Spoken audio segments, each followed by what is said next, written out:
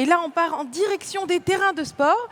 Enfin, presque. C'est pas les vrais terrains de sport, mais c'est quand même des terrains d'entraînement. Des vrais terrains. Enfin bon, vous inquiétez pas, on va tout vous expliquer tout de suite avec Franck Multon de l'INRIA. C'est à lui.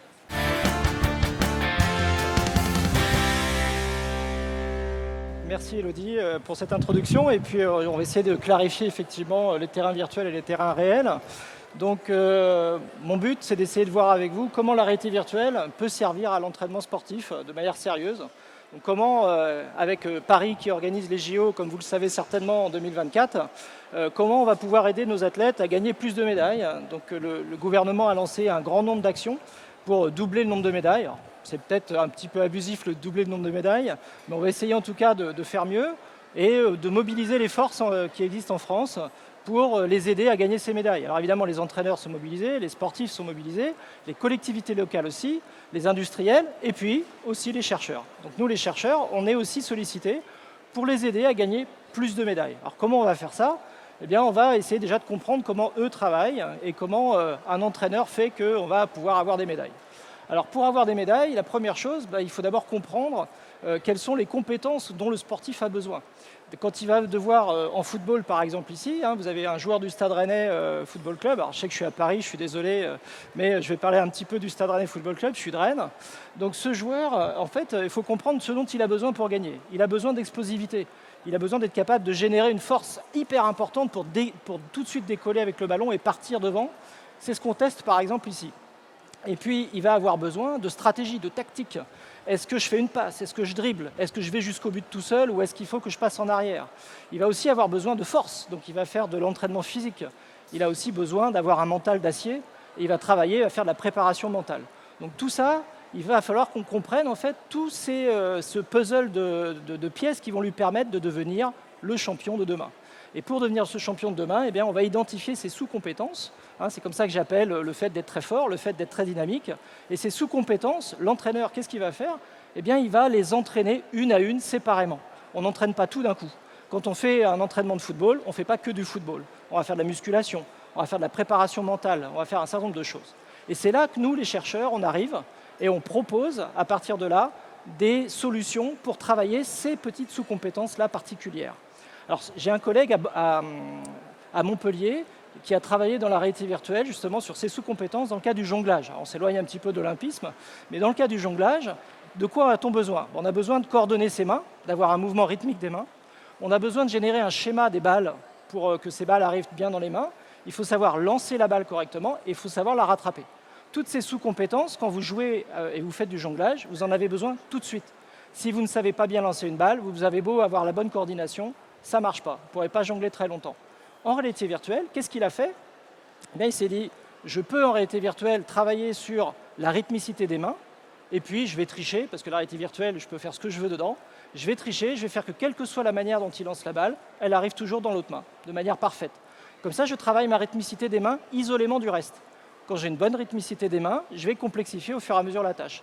Et grâce à ça, en quelques heures, il prend quelqu'un qui n'a jamais jonglé de sa vie et il lui fait jongler avec 3 ou 4 balles, de manière assez rapide. Il accélère l'apprentissage du geste de jonglage. Donc maintenant qu'on a dit ça, le problème c'est que la réalité virtuelle, ce n'est pas la réalité. C'est la réalité virtuelle. C'est-à-dire qu'à un moment donné, on est dans un environnement face à un ordinateur qui va calculer un monde numérique et on va interagir avec ce monde numérique. Donc ça veut dire que dans le cas ici de cette personne qui fait un lancer franc au basket, il va falloir comprendre le geste qu'il est en train de faire, le mesurer très précisément pour que le ballon en réel se transforme en ballon virtuel et aille dans le panier qui est 4 mètres plus loin. Si jamais il ne perçoit pas bien les distances, si jamais j'ai, moi, avec mon système de mesure de mouvement, mal mesuré le geste, il va y avoir une trajectoire de balle qui ne correspond pas à ce qu'il attend. Il va y avoir une différence entre la réalité et le virtuel.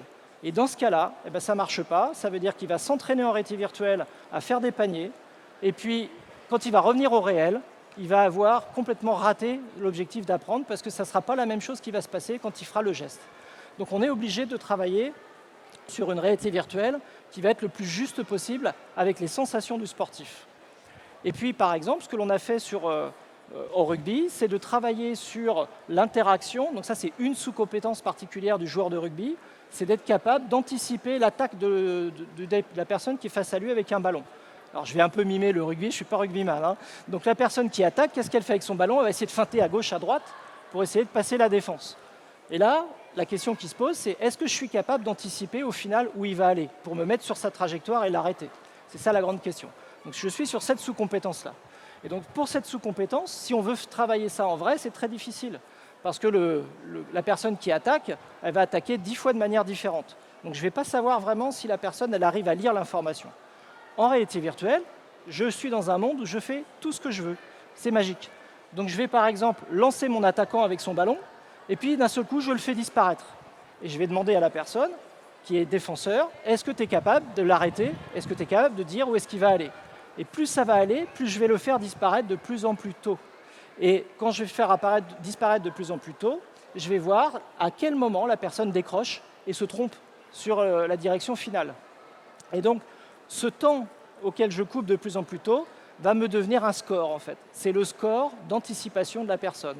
Et donc, je peux donc mesurer ce score, et je peux ensuite, avec ce score mesuré, mettre en place un entraînement, et quelques temps plus tard, de nouveau mesurer ce score, voir si je l'ai amélioré ou pas.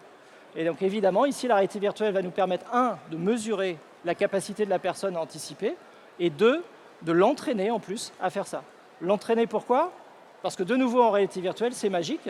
Je peux, à tout moment, modifier quelque chose dans le mouvement. Changer la rotation du bassin, changer la position du pied, pour lui attirer l'attention, pour attirer l'attention du défenseur sur les bons éléments qu'il doit prendre pour s'améliorer.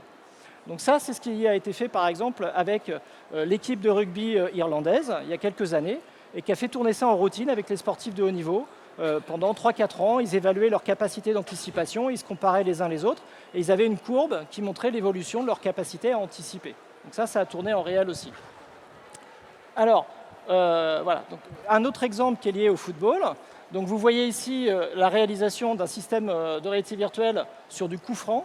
Là, la question qui nous était posée par Benoît Costil, qui était le gardien de but de Rennes à l'époque, c'était sur ce coup franc, combien je dois placer de personnes dans le mur et où placer le mur de manière optimale quand j'ai une situation de coup franc. Donc suivant la position du joueur rouge, suivant le type de tir qu'il est amené à faire, est-ce que je mets 4 personnes dans le mur? Est-ce que j'en mets 5? Est-ce que j'en mets 3? Est-ce que je le mets devant? Etc. Et donc, nous, on s'est entraîné en réalité virtuelle avec lui, où il avait la possibilité à tout moment de déplacer le mur comme il le voulait, et on lui faisait répéter les mêmes tirs face à ce mur, et on pouvait voir à partir de là quelle était la meilleure performance qu'il était capable de faire. Donc on a pu à partir de là tirer des enseignements que l'entraîneur a utilisés pour des stratégies réelles de terrain, en disant rappelle-toi, le gars il était à cet endroit-là en réalité virtuelle, le mur il doit être à cet endroit-là. Et il a pu comme ça s'entraîner, trouver le meilleur réglage qui était possible de faire. Vous voyez quelques exemples ici de tirs au coup franc. Alors là, ce n'est pas un joueur du Stade Rennais, c'est un de mes collègues chercheurs. Et donc, on utilise ici une salle de réalité virtuelle de grande dimension dans laquelle la personne est immergée avec des lunettes stéréo comme vous au cinéma, c'est la même chose, mais avec des petits marqueurs sur les lunettes qui permettent d'adapter le point de vue. Vous avez vu, quand il bouge, l'image change. Et il est complètement immergé dans le terrain de foot. Et les vrais joueurs de foot, ici, ils vont plonger réellement dans le terrain. Ils vont vraiment jouer comme s'ils étaient dans la réalité. Donc on met des tapis, bien sûr, quand c'est la réalité. La première fois, on ne le savait pas et on a eu Benoît Costil qui a plongé dans notre bureau. Donc on s'est dit, vu l'assurance quand même de Benoît Costil, on va mettre des tapis, parce que ça coûte cher de casser un sportif de haut niveau. Voilà. Donc, alors la réalité virtuelle, pour conclure, il faut quand même regarder deux choses. La première chose, c'est que ça va permettre de travailler sur des choses très fines au niveau de la performance motrice. On va regarder des sous-compétences, comme je vous disais tout à l'heure, mais il faut faire attention, parce qu'on n'est pas en train de jouer à Wii Tennis non plus. Quand vous jouez à Wii Tennis chez vous, et que vous battez Federer en finale de Roland-Garros virtuel à Wii Tennis, si vous rencontrez Federer la semaine suivante, je ne pense pas que ça va se passer de la même manière. Donc il va falloir faire la part des choses entre faire du jeu vidéo et faire de la réalité virtuelle pour l'entraînement. Et pour faire de la réalité virtuelle pour l'entraînement, il faut absolument prendre en compte est-ce que je transfère les compétences que j'ai apprises en virtuel vers le réel. Ça, c'est fondamental. Et pour ça, il y a des manières de vérifier les choses. On ne fait pas du jeu vidéo, on fait de l'entraînement réel. Alors, je vous ai montré beaucoup de choses autour de l'entraînement. La réalité virtuelle pour le sport, elle peut aussi être utilisée pour ramener des populations peut-être un peu éloignées du sport, pour l'obésité, des questions de problématiques à l'accès aux installations sportives, en les amenant par la motivation à travailler via la réalité virtuelle et à revenir vers le sport. Et on a un dispositif à Rennes qui permet de ramener ces gens-là vers le sport, qu'on appelle un Live Lab sur le sport. On peut aussi améliorer l'expérience de vous, les fans de sport, pour vous immerger dans les compétitions, vous mettre à la place du gardien dans ces différentes situations, et donc vivre une meilleure expérience du match, par exemple. Voilà, je crois que mon temps est écoulé. Merci, merci Franck. Venez me rejoindre. Franck Multon de l'équipe projet mimétique de l'INRIA Tout à fait. à Rennes. Faites attention parce que vous vous entraînez avec le Stade Rennais. Ici, on est à Paris. Hein. Je sais que c'est dangereux. Ouais, ou alors, C'est dangereux, c'est dangereux. Voilà, c'est très bien. Alors, vous devez être très très sollicité comme scientifique avec votre équipe de scientifiques à l'approche des JO. Il y a effectivement une effervescence autour des Jeux Olympiques.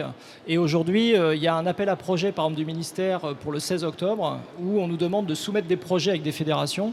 Et on a des projets en ce moment avec le taekwondo, la boxe, l'escrime, l'athlétisme, la gym. J'en oublie, oui, le water Ça, polo. ce sont les fédérations qui vous sollicitent le plus? Tout à fait, en ce moment. D'accord.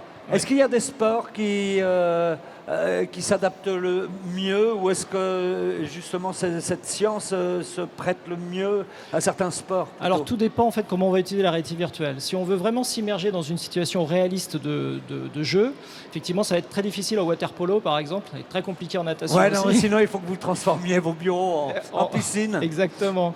Mais par contre, on peut quand même travailler avec eux parce qu'on peut approcher le problème différemment si on travaille sur ces fameuses sous-compétences. Mhm. Donc en gros, au water polo, il faut être capable de voir le jeu et d'être capable de faire une passe au bon moment. Donc on va D'accord. pouvoir travailler sur le retour visuel, par exemple. D'accord. Vous voulez bien qu'on prenne une question dans le public? Oui, bien sûr.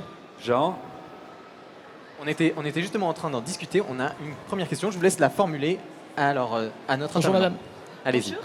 Alors, d'abord, bravo pour votre présentation qui m'a Merci. vraiment beaucoup intéressée. Merci. Alors, je vois que vous avez évoqué la réalité virtuelle comme un moyen de développer les compétences.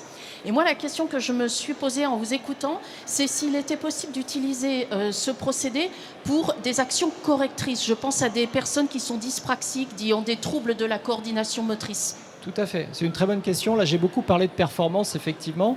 On travaille aussi beaucoup dans le domaine de la rééducation sur des problèmes de patients qui ont des problèmes orthopédiques, mais aussi des problèmes au niveau troubles cognitifs, etc. Et la réalité virtuelle est un magnifique outil pour motiver, en particulier les jeunes patients, pour les motiver en fait à multiplier les expériences de rééducation. Et on a de magnifiques résultats en fait en réalité virtuelle où des jeunes patients paralysés cérébraux qui n'étaient pas très motivés par la rééducation, en faisant du jeu en réalité virtuelle, sont capables de multiplier les expériences de rééducation qu'ils auraient refusées autrement, et donc de s'améliorer. Donc effectivement, ça marche bien. D'accord, merci pour votre question parce que j'allais poser une question sur les résultats. Donc là, on a vu à côté du sport. Et dans le sport, est-ce que vos sportifs deviennent meilleurs? Alors ça, c'est toujours la question difficile, Bah parce oui. que comme c'est très plurifactoriel, donc un sportif qui va être au pointu sur ce qu'on a travaillé avec lui, mais qui ce jour-là s'est mal réveillé, s'est mal nourri. Donc c'est D'accord, très d'accord, difficile. mais le Stade vous- Rennais a gagné quand même. Oui, c'est vrai, c'est vrai. Mais de façon générale, est-ce que vous Ouais. pouvez prendre l'exemple, évaluer un gardien de but et puis vous dire, bon, bah, ça fait 6 mois qu'on travaille avec lui, là-dessus, manifestement, il a progressé, il se place Oui. mieux, Tout à etc. fait. Donc là, on travaille beaucoup en lien avec l'entraîneur des gardiens de but, par exemple du Stade Rennais, et on a un retour de leur part qui est extrêmement positif, parce qu'ils voient un changement du comportement du gardien et un changement de son attitude sur le terrain.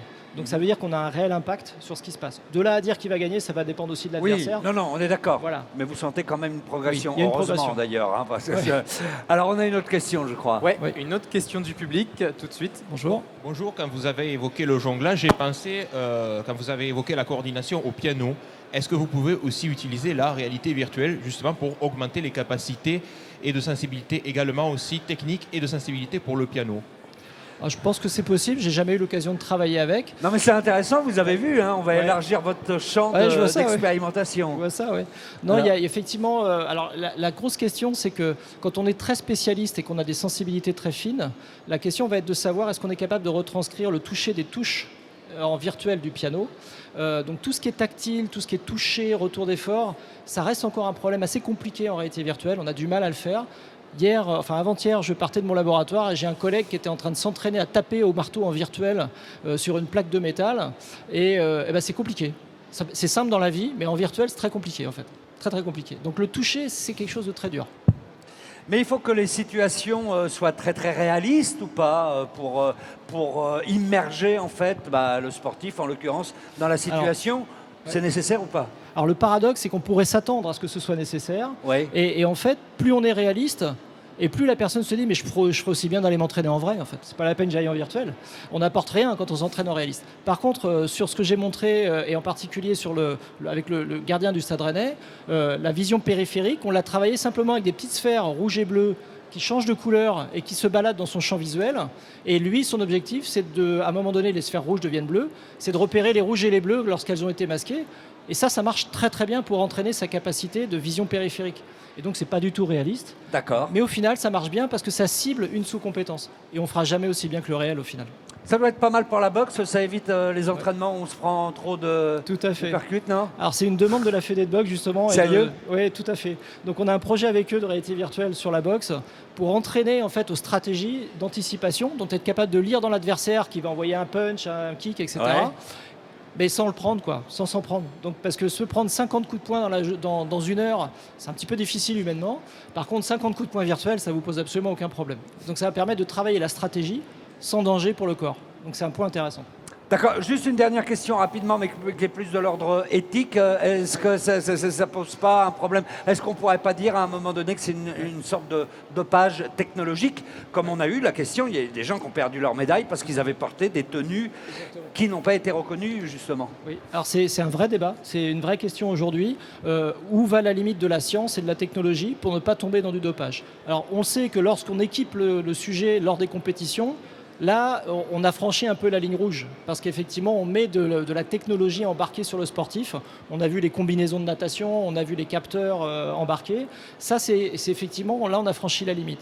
Mais dans la phase de préparation, la question est totalement ouverte aujourd'hui et la réponse n'est pas tranchée. Quelle est la limite en termes de technologie et de préparation qu'on est capable de faire? On sait qu'il y a des produits interdits à prendre. Est-ce qu'on pourrait imaginer plus tard des technologies interdites? Pour l'instant, le débat est ouvert. D'accord, et puis il faut rappeler quand même à tout le monde qu'on ne devient pas un champion sportif avec un entraînement vidéo, simplement. On est bien d'accord. Je voudrais qu'on applaudisse Franck Multon. Merci beaucoup.